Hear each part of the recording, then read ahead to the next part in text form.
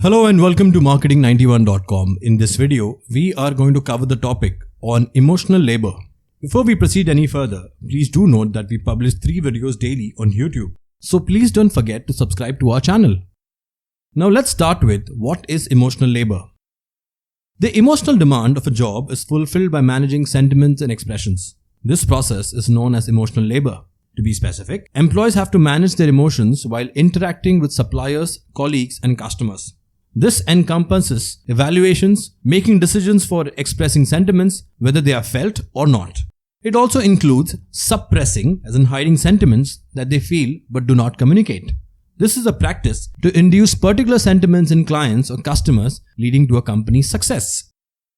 Jobs that demand emotional labor are defined as the ones who need, first, face-to-face or voice-to-voice interaction. Next, the employer to practice a certain amount of emotional control over the employee's activities through training and overseeing. And finally, the employee to induce certain emotions in another individual. Moving on to emotional labor example.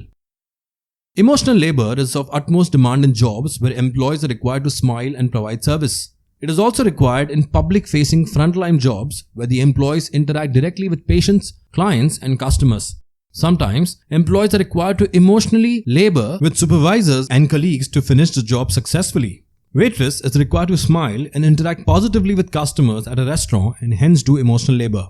Other examples, positions in law, medical care, public administration, social work, food service, hospitality, media, and childcare have been recognized to have a demand for emotional labor.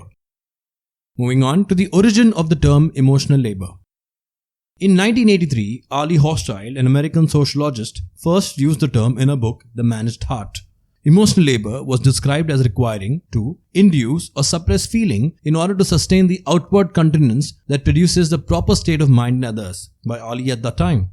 Meaning, it is to keep smiling irrespective of how one feels, mostly because your work is related to the service industry, and complaints might be lodged by their boss or customers if they are not cheery. However, Gemma Hartley, a journalist from the US, used the term differently and made it popular in a 2017 Harper's Bazaar article titled "Women Are Nags, We Are Just Fed Up." She links emotional labor to housework and life admin in this. Moving on, the first definition of the term which Ali Hochschild provided described emotional labor as displaying certain sentiment to meet a job's demand. Emotion work is an associated term that is also known as emotion management. It includes communicating certain sentiments for personal motives. Example, communication with friends and family or inside the individual's private zone of their home. Moving on, careers affected by emotional labor. A nurse is required to be positive, compassionate, and warm while dealing with patients in a hospital.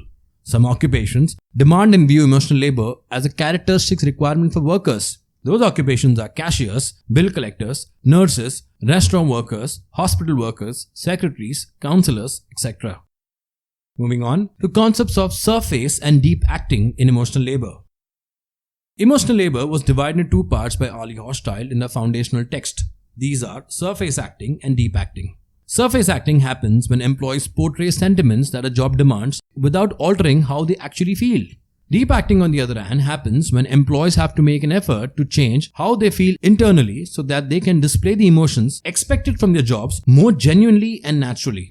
Obviously, both the processes are different, but their goals are to display positive sentiments that are assumed to influence how customers feel and the bottom line results. According to studies, please note, surface acting harms employees' health more than deep acting. Moving on to an example of surface and deep acting. Employees can adjust their sentiments by cheering themselves or giving themselves pep talks before starting work with the help of deep acting to cope with emotional labor. Such as, on the first day, a teacher may use deep acting to deal with emotional labor. Flight attendants may have told themselves that commuters on the flight are their guests. Employees might be exhausted, might be dealing with an upset patient or a rude customer when they use surface acting to mask their actual inner emotions and smile forcefully. Moving on, what are the consequences of emotional labor? Like physical labor, emotional labor also requires effort and can be exhausting if done continuously all day. Emotional labor concerning burnout and performance errors can be expensive, especially in cases of surface acting, since it makes a person feel unauthentic. Next, according to studies, the anxiety and exhaustion from surface acting carries over to home life and might have an adverse effect, which finally leads to lack or inability to sleep, lesser help at home, and increasing alcohol intake, the after effects of surface acting on home life. Finally, how do you manage or how to manage emotional labor? First, do not underestimate its significance. Because emotional labor is not easy to quantify or even precisely define, performing it may not come to mind as actual work. Next, identify others' efforts. A difficult aspect of doing emotional labor is feeling like others fail to notice it. Third, need fairness. Fourth, try not to bottle up sentiments. Fifth, look after yourself. And finally, seek adjustable arrangements. So that's it, folks. This brings an end to the topic on emotional labor. These are some of the sources and links referred to for the content in the video. If you've liked the video, do subscribe to our channel where you'll witness 3 new videos daily. Additionally, if you want to view these videos in an organized manner, you can visit freecourses.net where all our videos are arranged in the form of courses. Thank you and see you in the next video.